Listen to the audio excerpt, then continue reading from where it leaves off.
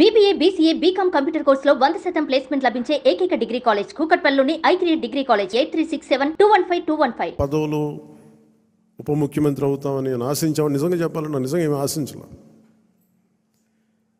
మీరు చూశారు అసెంబ్లీలో కూడా మొట్టమొదటి నేను మాట్లాడినప్పుడు ఎవరైతే మన దురదృష్టం ఏంటంటే మనందరం కూడా చరిత్రను ఎప్పుడు మర్చిపోతూ ఉంటాం. నిన్నగాక మొన్న వచ్చిన నాయకులు గుర్తుండిపోతారు, కానీ ఈ నేల కోసం ఎవరు త్యాగం చేశారో వాళ్ళు మర్చిపోతూ ఉంటాం. మన అమరజీవి పొట్టి శ్రీరాములు గారి పేరు ఎందుకు చెప్పానంటే, పేరును ఒక డొక్కా సీతమ్మ గారి పేరు ఎందుకు చెప్పానంటే, వారి చేసిన సేవలు మర్చిపోతే మనం కృతజ్ఞహీనులు అయిపోతాం. అందుకే నాకు ప్రత్యేకించి వారి ప్రేరణతో వచ్చినవాడిని. ఒక వ్యక్తి మన కోసం ఎందుకు త్యాగం చేయాలి, అలాంటి ప్రేరణతో వచ్చాను. అందుకే నేను పదవులు ఏమి ఆశించలేదు.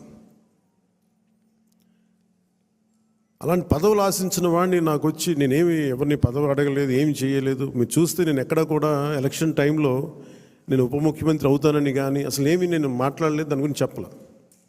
పదవులు ఉన్నా లేకపోయినా పని చేద్దాం, ప్రజల కోసం పని చేద్దాం, నిలబడదాం, ఈ తప్ప వేరే ఆలోచన లేదు.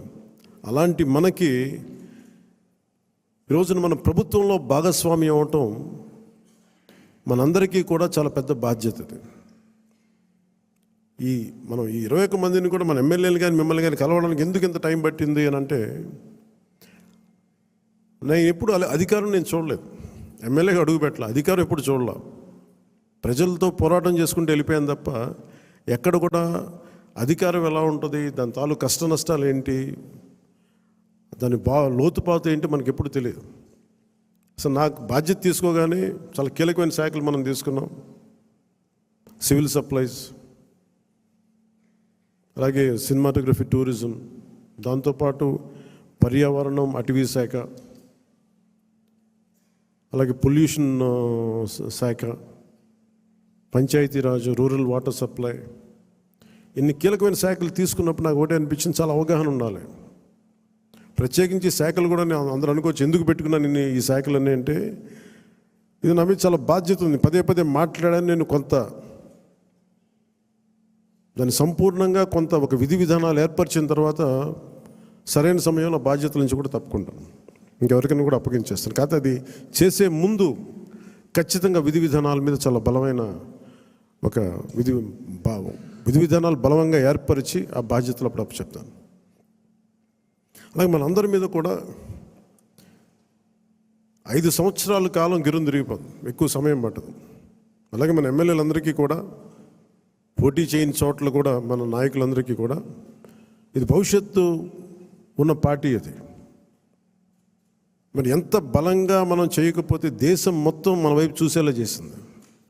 దేశం మొత్తం ఈ రోజున ఎవరన్నా సరే దేశం మొత్తం మీద ఢిల్లీలో ఎక్కడికి వెళ్ళినా నన్ను పదే పిలిచి గౌరవిస్తున్నారంటే అది మీ అందరూ చేసిన కష్ట ఫలితం. అది నేను ఒక్కడిని చేశానని కానీ, నేను ముందు నడిపించానేమో కానీ, నాతో పాటు నడవడానికి మీరందరూ ఉండి 21 మంది మనకి సభ్యుల్ని, 2 పార్లమెంట్ సభ్యుల్ని గెలిపించుకొని తీసుకెళ్ళటం ఆషామాషే విషయం కాదు.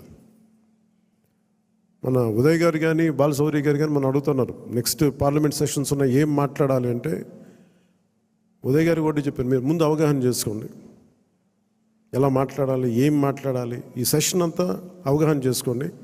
ఏదైనా కీలకమైన పరిస్థితులు అంశాలు ఉంటే సీనియర్ పార్లమెంటరీని బాలశౌరి గారు ఉన్నారు, ఆయన ముందుకు తీసుకెళ్తారు.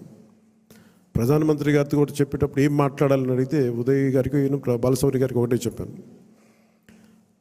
140 కోట్ల మంది బరువు మోసే ప్రధానమంత్రి గారికి మనం సహాయపడాలి, కానీ ఆయనకి బరువు పెంచకూడదు. ఇది ఒక్కటే చెప్పండి, నా మాటగా చెప్పండి ఆయనకి. మేము మీకు బరువు తగ్గించే వాళ్ళమే కానీ బరువు పెంచే వాళ్ళం కాదు. సుమన్ టీవీలో మీ పర్సనల్ అండ్ బిజినెస్ ప్రమోషన్స్ కోసం కింది నెంబర్కి కాంటాక్ట్ చేయండి.